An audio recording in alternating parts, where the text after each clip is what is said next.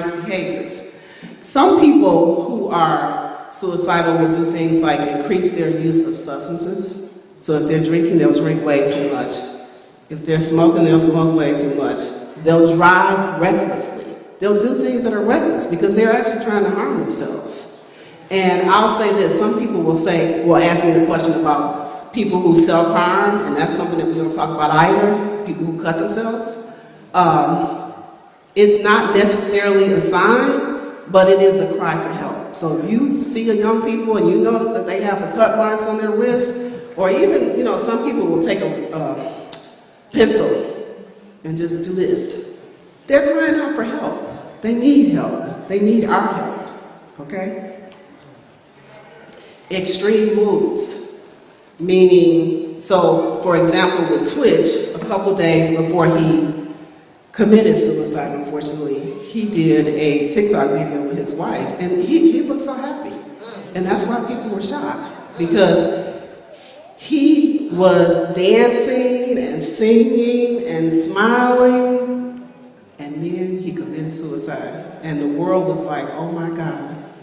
They were shocked. But mental health, we don't know what it looks like, because it looks like each and every one of us. Each and every one of us can be affected, infected, or challenged by mental health concerns. And that's why you have people like myself and others who work with people. How to help? Take threats seriously. Take it serious. Be aware of warning signs. Seek the help of a professional. Don't try to diagnose people. Stop being judgmental. Because if a person needs help, their mental health is just as important as me going to the doctor for my diabetes. If I need to see a therapist, that's just as important as taking care of hypertension. It's all the same. One thing does not negate the other. One thing is not less important than the other. That's what we have to remember, brothers and sisters. And like I said, if a person has a plan or a timeline, that's very serious. Don't debate with the person who's committing suicide. Don't tell them that they're wrong. Ask them instead, what is wrong? How can I help you? How can I support you? How can I be there for you? That's what's important, brothers and sisters. Most important, do not leave the person alone. Don't let a person tell you that they have a plan, and then you say, oh, okay, and then you leave them. Don't do that, okay? What are some resources? I'm going to end by saying what are some resources, and I will also share these with Brother Cribs, okay, in the church. We have a new crisis line. It's 988 if you want to write it down. Young people, you can text 741-741, and you'll get a crisis intervention specialist. People who are trained to identify the signs, the warning factors, and the symptoms. You can contact the National Suicide Prevention Hotline. It's 1-800-273-TALK, 1-800-273-TALK. You can look for a therapist in a directory. I can be found in Therapy for Black Girls in the Psychology Today directory. You can also look for Therapy for Black Men. There's lots of resources available. You just have to reach out for help. And if you feel that you can't help the person, send them to the person that can help. That's the best thing that you could ever do. Lastly, seek the help of a trained mental health professional. And like I said, you can find me on Psychology Today and Therapy for Black Girls. And I hope this talk was helpful. And if you have any other questions, feel free to contact me. Thank you.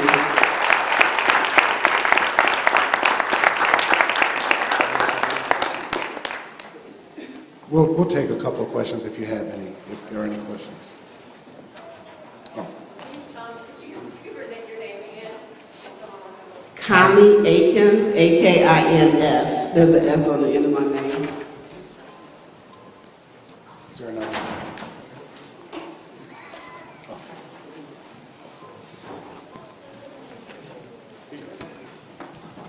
Question. So I work with organization under the Obama Foundation, My Brother's Keeper.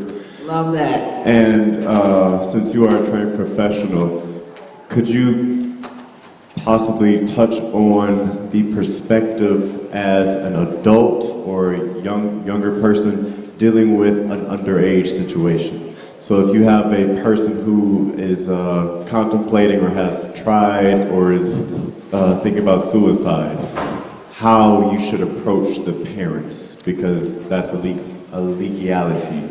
Okay. So I deal with that every day as a school counselor. And basically, you just have to be in contact with the parent. And you need to be direct. You know, I don't enjoy calling parents and notifying them that their child has made a suicidal comment to me.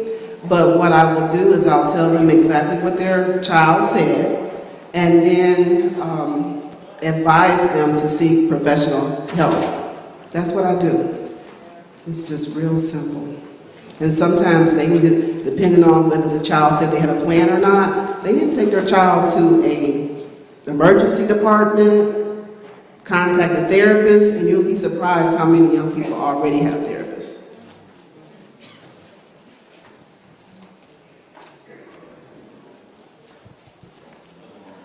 Thank you.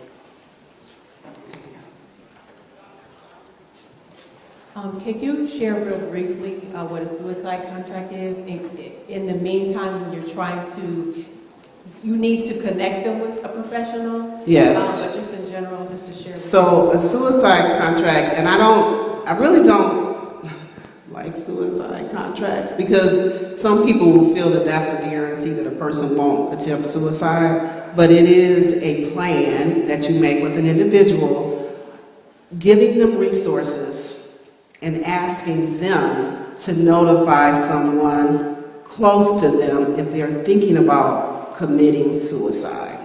And you give them emergency numbers and you make a plan with their family.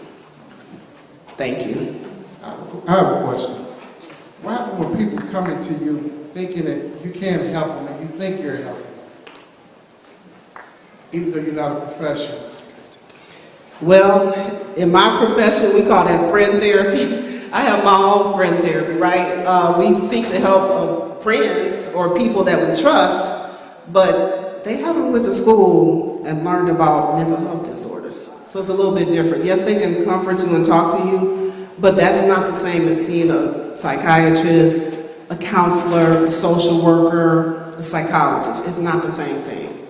You need that mental health professional if you have a mental health illness.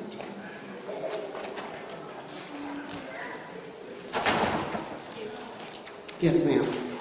I just wanted to say real briefly, I used to be a sitter at Beaumont Hospital back. I was a sitter at Beaumont Hospital in Royal Oak back in 2016. There were children as young as 8 years old coming in there. I talked with them, I sat in the rooms with them, 8, 9, 10, 11, 12. It's a sad situation at Beaumont Hospital. I hope it's not the same way right now, but they was rolling in like cookies, hot cakes off of a factory lab. I mean, I couldn't believe it. Unfortunately, and 90-year-olds as well, 90 and 80. Right, there's not an age. There's not an age. I've worked in K-12 for most of my school counseling career, and I've seen elementary age children say they want to kill themselves. And where they get that from, I don't know, but anyone saying something like that needs to have further discussion, exploration, and then you can talk to someone.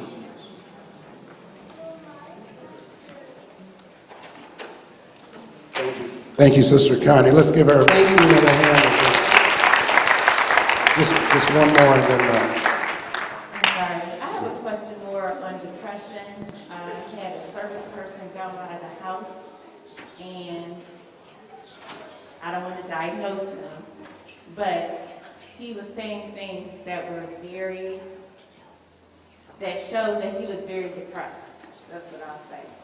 And how he had been let down by his family. And of course, I tried to encourage him.